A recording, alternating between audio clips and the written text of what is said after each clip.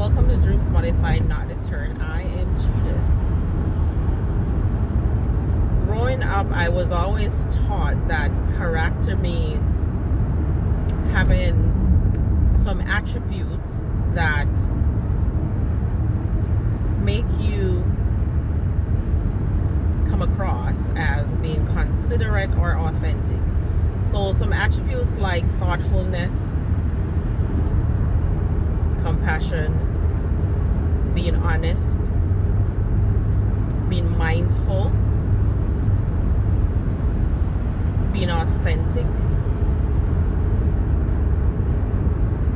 making your word be your bond, whatever you intend and is stated, carrying through and what's stated, and having some kind of spiritual or moral guide to how you live your life and how you show up. So I feel like in many of us, or many of you, are humans. When we think about our personal lives, we are always so focused on our character, whether that be how you portray yourself based on what you want people to think of as it relates to who you are, and your character normally speaks for that. Or it may just be that when you think about the workplace, how many people truly think about how their actions plays into the character of who they're portraying to be or who they are authentically. So as I was driving, I thought about how sometimes our own biases comes into play in how we see the world or how we view others and the character that they display. So for me, because I was brought up in the Caribbean, there is some old wives' tale, or there are some kind of moral compasses that I feel like I grew up with in my household, or just the society as well, which might have changed over the years, right? Because many times different countries and cultures are impacted by other world lifestyles that it dampened the authentic depth of how its people saw things. And so one of the things is always like, you treat people how you want to be treated. Be honest. Try your best to be honest, so that at any given time when a situation is serious enough that it may depend on your life, people who knows your character can stand up and say, no, I know her because she has always been honest. If she say that's what happened, that's what happens. But if your character is otherwise, which means your truth is always fabricated lies, then you're not easily trusted. So I'm not going to talk about like character in personal lives, because that too sometimes can be tainted based on other people's relationship with you, or their interactions, or different situations that might happen, and how you may have played a role in those interactions. I mean, keeping in mind other factors as well, such as what was going on that given day in your personal life or in your family's life and all that good stuff. But I want to relate it back to how character in the workplace is sometimes taken for granted, in the sense that people don't always think about how they show up and how that behavior impacts other people, and also impacts how people see them. So I've had I wouldn't call it a privilege, because I'm humbled for just where God has taken me in my life, but I've served in different capacity within life, workforce. Yeah, so I've served in different capacity within the workforce of the world, right? And I will speak in this video not just by my own concept, but maybe also through conversation, observation, and concept of other people in some sense of the word. So, since I work in healthcare and I have a very deep passion for what I do, I believe strongly in the need for optimal customer service, excellence, effective communication, dependability, showing up when you're supposed to, doing what you're actually paid for, cross-training, retraining, proper compensation, etc., etc., etc., right? I can go on and on and on. But I think one of my greatest passion in healthcare, because when I left high school, I worked in the hotel industry. I worked as a front desk agent. I worked as a night auditor prior to me going into healthcare. And if you work in the hotel industry in any capacity, one of the things that is always at the forefront of your mind is customer service. It's service excellence. Is making sure that the guests that come in contact with you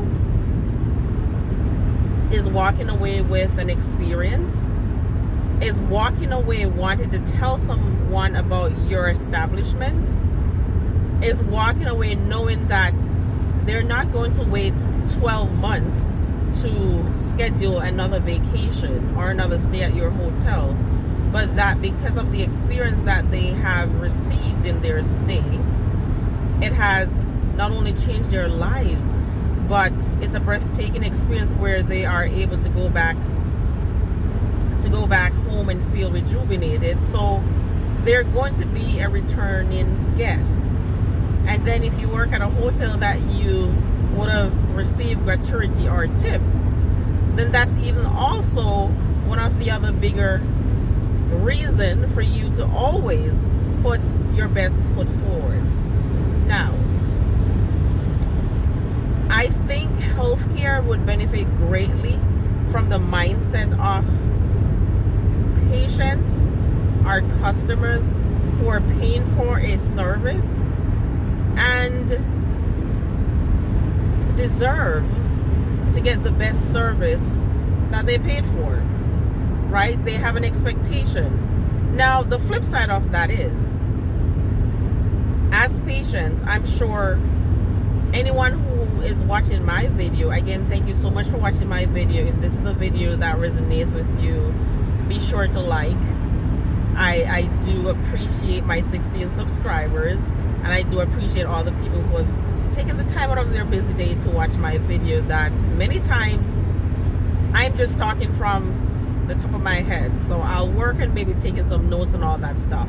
But going back to what I was saying, in healthcare, as it pertains to patients, the flip side of things is no one truly wants to be a patient. So when they come into your office or your establishment, whatever it is, they don't necessarily want to be there. They are forced to be there because they have to deal with an unexpected medical situation that now they have to address. Keep in mind that during those life-changing moments, patients are also learning to understand the type of insurance they purchase, whether that be an individual insurance or if they have insurance through their employee or through their spouse. Patients don't normally know what their insurance benefits are until they are faced with a need to use that insurance. So now they have to understand what is their out of pocket, what is their deductible, what is their copay, who are their in-network providers, who are their out-of-network providers, what particular visit or services requires prior authorization, what's the difference between an insurance referral and an insurance authorization. So think about the concept of not having enough knowledge and understanding of your insurance, one, and then being faced with a life-changing diagnosis, two, a life and death decision, three, and then walking into an establishment where people act like you are a burden. Not because it has anything to do with you, but maybe they don't like their job, maybe they're underpaid, maybe they're understaffed. Like, it's, again, two sides of the coin. They are staff members who also have their own life struggles that they're going through, that they either aren't aware that that's being displayed towards the patients they're serving, or maybe they have just never been called out on it. Maybe they need to be retrained. Maybe they need to understand the need for customer service in the field that they are working. And it's just across the board. If you are working providing services for the public, customer service is important, because at some given point you are going to be on the other side of that desk. And if you think about it from that standpoint, then the way you display your emotions or you display your presence in those interactions will align with the expectation that someone will walk away, and because of that contact that they have made with you, would have had hope. Especially for many of us who call ourselves people with conscience, people with empathy, people of Christ.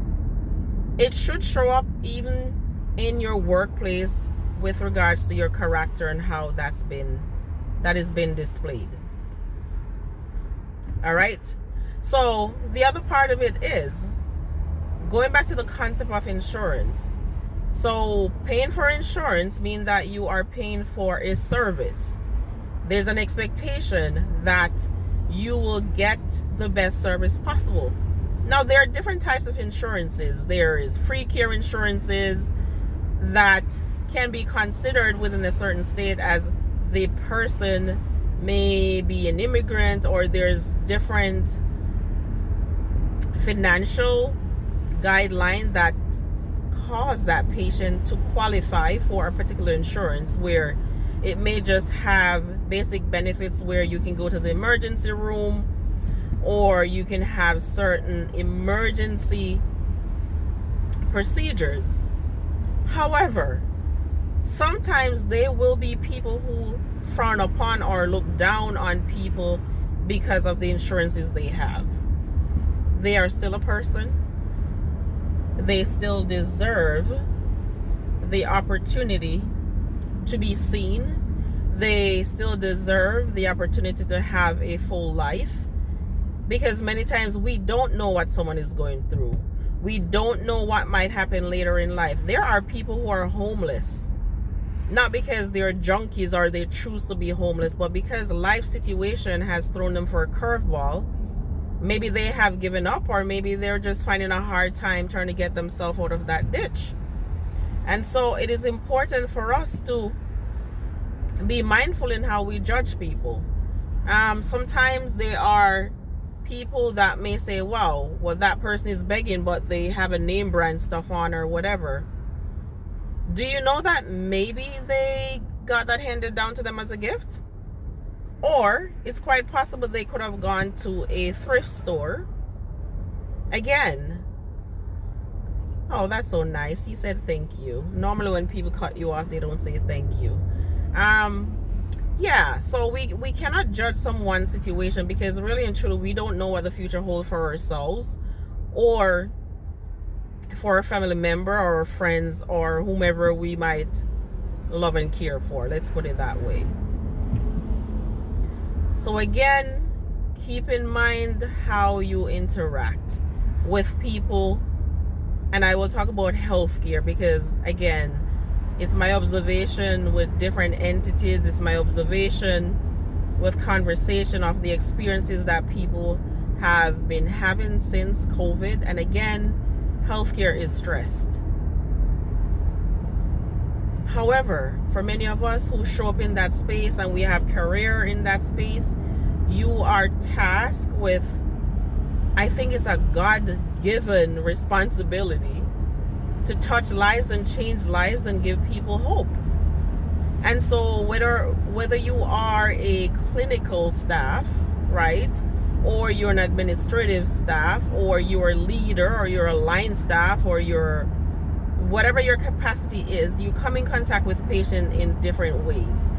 And I think for me, the greatest satisfaction in my position is a patient who will reach back out to say how much they appreciate me taking the time to either advocate for them or find the resources that they needed or going the extra mile to help them understand their benefit or prevent a possible denial or an out-of-pocket expense that they themselves would not be able to afford.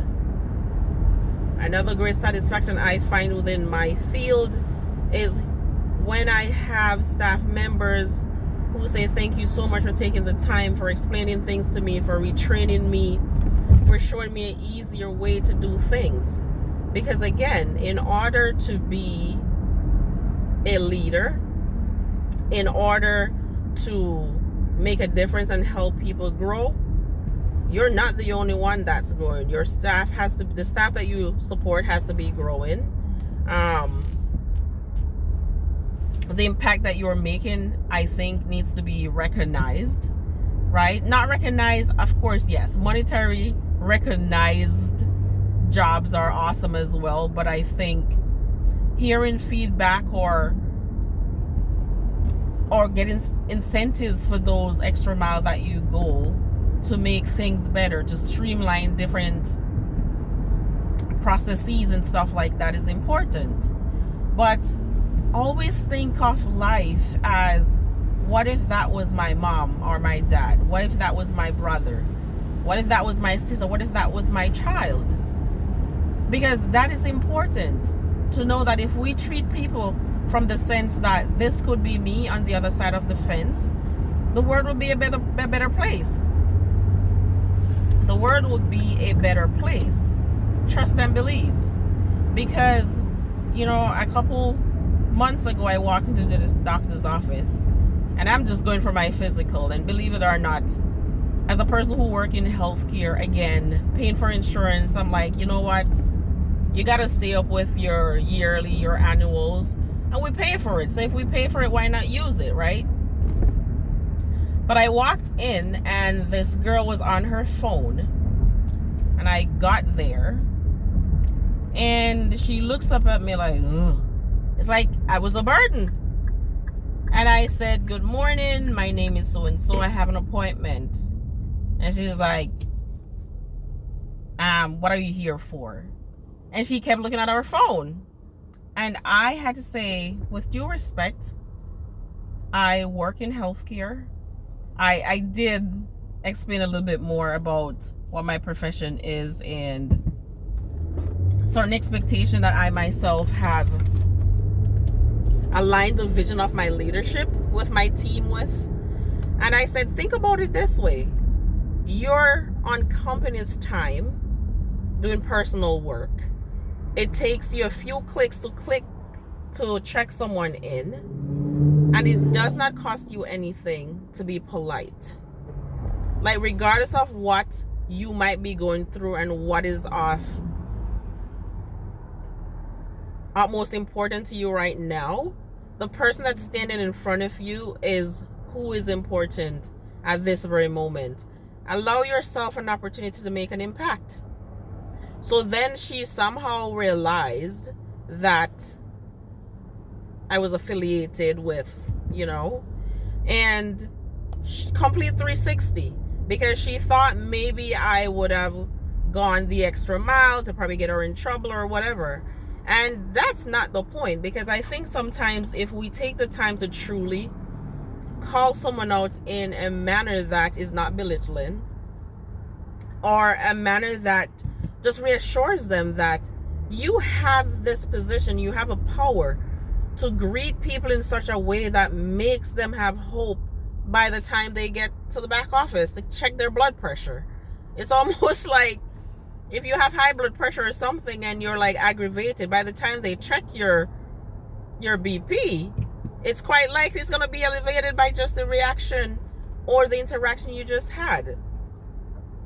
So anyway, long story short, when I got through and I was leaving, she's like, I'm so sorry, you have a great day, yada yada yada, I just had some stuff going on.